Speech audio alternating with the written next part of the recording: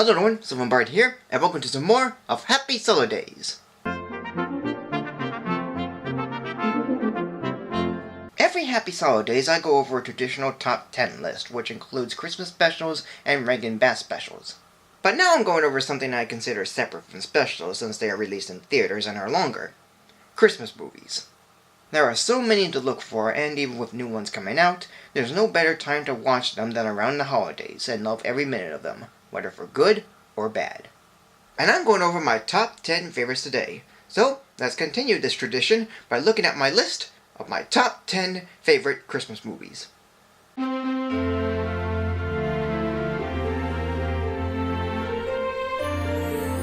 Number 10. The Santa Claus. There are plenty of movies and stories in which one man becomes Santa either through his goodwill or his stubbornness, and at times it shows him getting used to it or accepting it. And this one, for me, is an enjoyable flick, with some flaws in it, but we'll get to them soon enough. A man named Scott Calvin is spending Christmas with his son, Charlie, as his ex-wife Laura goes out with psychiatrist Neil Miller.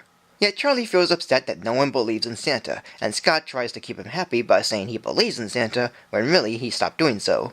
But on Christmas Eve, Santa falls off the roof of Scott's house, and so Scott and Charlie end up delivering the rest of the presents, with Scott having to wear the Santa suit.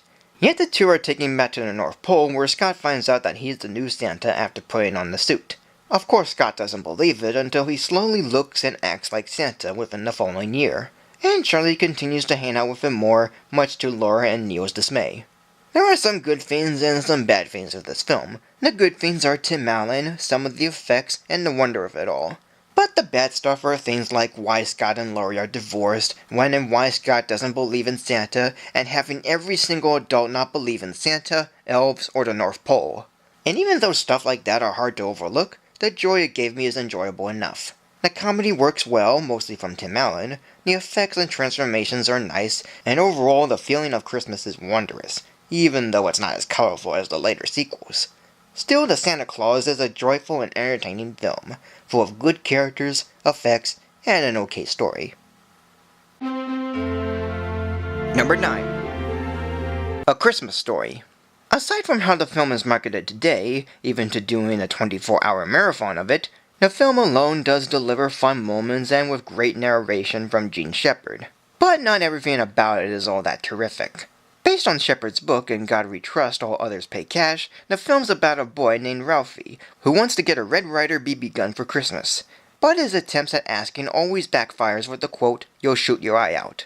But in trying to get what he wants, he starts to have a not-so-good holiday, as even his family has some troubles too.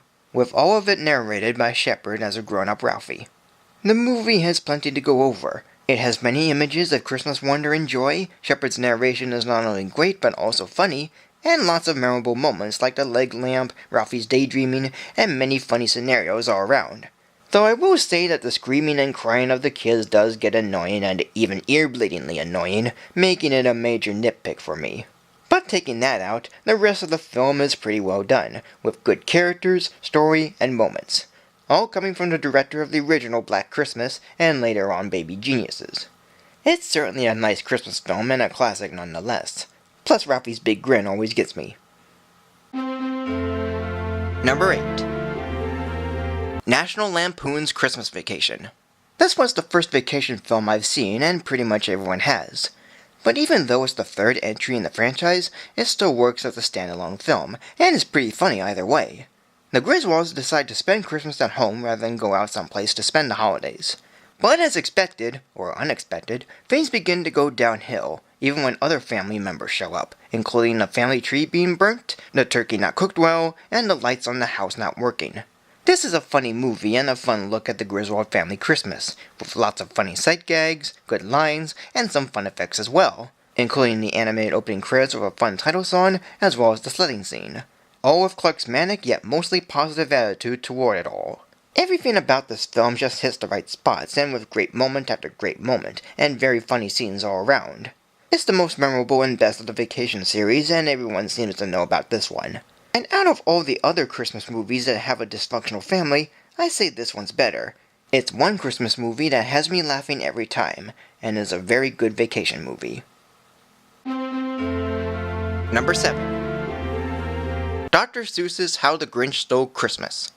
I have gone over this movie before on my first year of Happy Sulli-Days and in rhyme, but let's look over it again without the rhyming. It's really fun and very memorable, with really great effects, fun characters, and a fun story, and the biggest selling point for me is Jim Carrey as the Grinch.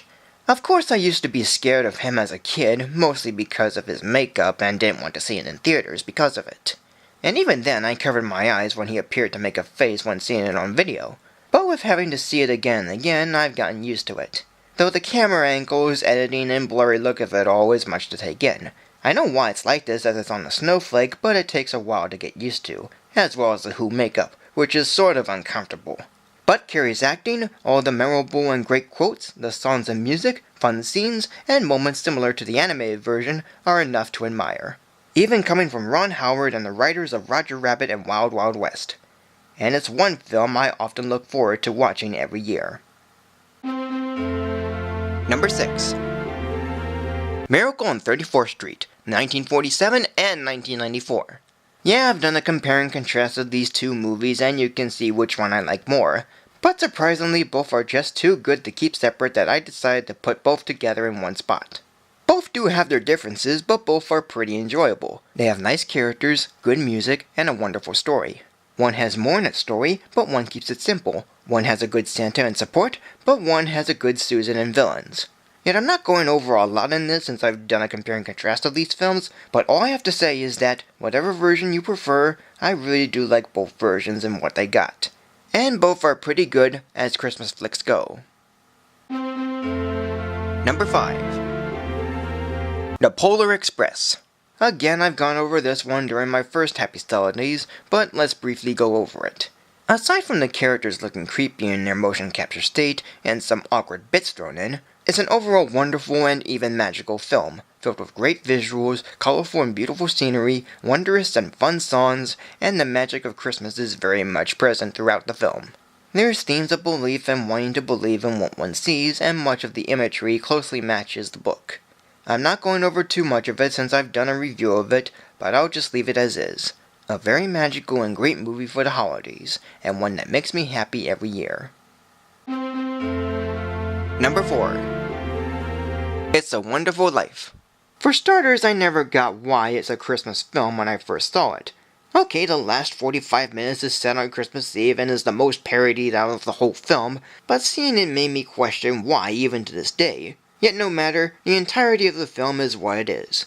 A feel-good film with wonderful characters, a nice narrative, and a lively spirit. And just saying that made me realize why it's a Christmas movie. Anyway, based on the short story The Greatest Gift, the film focuses on the life and times of a man named George Bailey, and how he helped the lives of people in the town he lives, and is cherished for it, even though his rival, Henry F. Potter, wanted to own the Bailey family bank, all of it coming to the final act in which George wishes he was never born, and an angel named Clarence shows what his life would be like if he wasn't born. There's such a wondrous and unique feeling of it, of how one man changed so many, even though he himself wants to explore.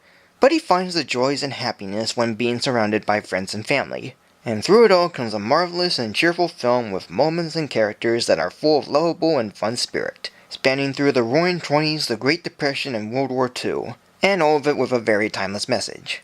Though it has depressing moments and scenes I felt were too much, I still think it's a great film. It's certainly a wonderful movie that pretty much shows a wonderful life. Number 3. White Christmas. Whenever talking about Christmas movies making it into a top list or what, White Christmas is rarely mentioned, but for whatever reason why no one mentions it, I myself find it to be delightful and full of charm, even if the holiday bookend the film. Two World War II veterans named Phil Davis and Bob Wallace go out on the road as a singing and dancing duo and hitting it big time. But Phil wants Bob to relax from all the work they're doing by going out with women and settling down, yet he refuses. But upon seeing an act done by the Haynes sisters, Judy and Betty, who are also having a similar situation as Phil and Bob, but with Judy urging Betty, all four start to get along and decide to go to Vermont for the snow. But there isn't any snow around and the lodge they're staying at has little customers. So it's up to Phil and Bob to bring their show to the lodge to bring in more people to the place, all while trying to have a romance with the sisters. Much like It's a Wonderful Life, it's another feel-good film with the holiday book ending it, and there's even a sense of wonder and spirit. but this one's a lot more lively and energized. It's filled with fun songs, dance numbers, and a duo team of Bing Crosby and Danny Kaye, and plenty of feel-good moments. Yet the argument between Rosemary Clooney and Crosby isn't needed and just drags the film a bit too long. Also, why doesn't she admit her problem with him? But other than that, it's still a pleasant movie and a nice film to watch over the holidays. It's sad that it's kind of overlooked, but it does have some recognition and is gaining some following.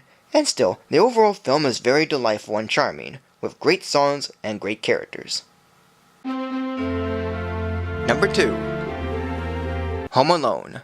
At first I wasn't sure what to make of this film. There is a bit of mean-spiritedness, some moments are awkward, and it felt annoying at times, particularly with Macaulay Culkin, who I wasn't into. But with many viewings of the movie, I appreciate it for what it's doing, and in the end, I pretty much adored this comedy, even the moments I used to hate. A huge family named the McAllisters are preparing to go to Paris, France for the holidays. But one boy named Kevin is having a hard time dealing with his family and wishes for them to disappear. Yet the next morning, the McAllisters were in such a rush to get to their plane that they forgot about Kevin, who enjoys living alone until burglars named Harry and Marv try to invade the house, and Kevin must protect it, all while the mother tries to get back home for Kevin. There are just so many good things in this film, and I won't be able to go over all of them, but they're all very good in what they do. With a fun cast of characters, very funny use of slapstick, and a warm feeling of Christmas all around, this movie is a delight that becomes more fun and entertaining each and every time I watch it. Sure, some of it can be unlikable, but its soundtrack of classic Christmas songs and music from John Williams, lots of Christmas decor and feelings, and just funny scene after funny scene make it a holiday classic. It's a film that I find to have lots of delight and humor, and it gets better every year. And the sequel is just as good as the first, but the third film is forgettable and I haven't seen the last two. And my number 1 favorite Christmas movie is The Muppet Christmas Carol. Yes, I've done a review of this too, as well as have it as one of my top 10 favorite movies, but I can't help if I bring this up. It's really great, wonderful, and memorable, filled with great characters, a wonderful story, great songs, and nice effects. Putting the Muppets and Christmas together is like a match made in heaven. Both are full of joy, wonder, and spirit, but together they are presented in a remarkable way. They have done it before and continue to do so, and having it be a Christmas carol makes it more fun. Again, I won't go over too much since I've already talked about it already, but overall, having a combination of Muppet humor, Charles Dickens story, and having a warm and joyful feeling of Christmas throughout makes this my number 1 favorite Christmas movie. And that is it. So thank you for joining me. Like, comment, subscribe, follow me on Facebook or Twitter, support me on Patreon, tune in next week for more of Happy Sulli-Days, and for those of you who don't know why I put Elf on the list, even though this is a personal list of mine, well, tune in next week, Christmas Eve, to find out. Hello once again, it's time to look at another movie that I saw in theaters, and it's a Star Wars movie in fact. So, let's get to it. Well, it's time to look at the next movie in the new Star Wars trilogy, as it's the second film in the series, Star Wars The Last Jedi, or Star Wars Episode 8, The Last Jedi. The story shows the First Order having located where the Resistance base is and attacks them, as the Resistance flee through hyperspace. But it turns out the First Order can track things through hyperspace and find the Resistance quickly. So Finn, BB-8, and a female recruit have to find the Master Codebreaker to get inside Snoke's spaceship, as the Resistance try to move away with fuel running out, and Poe trying to know what the Resistance plan is. All while Rey tries to get Luke Skywalker to help the Resistance, while also training to be a Jedi. Director Rian Johnson has made an okay Star Wars film that has elements of Empire Strikes Back and Return of the Jedi, as well as some fun moments, neat effects in action, and fine characters, including a surprise cameo. But the story contains way too many twists and turns, really felt like everything will come to a close, and is about as long as Blade Runner 2049. Yet I am torn on this film as it has plenty of good moments and such, but the length of it all and its story having some pointless bits and surprises took me out of it. Where Force Awakens is enjoyable, despite me having trouble getting to know the new characters, I felt like this one's a weak entry, even for being a second film. But while I still love Star Wars for its characters, action, and effects, this one overall is just okay. But it's also weak. So today I'm giving this movie a rating of 2.5+ stars. And that is it. So thank you for joining me. Like, comment, subscribe, follow me on Facebook or Twitter, support me on Patreon, and tune in next week, Christmas Eve, for more of Happy Sulli-Days as I go over the movie Elf. Until then, take care.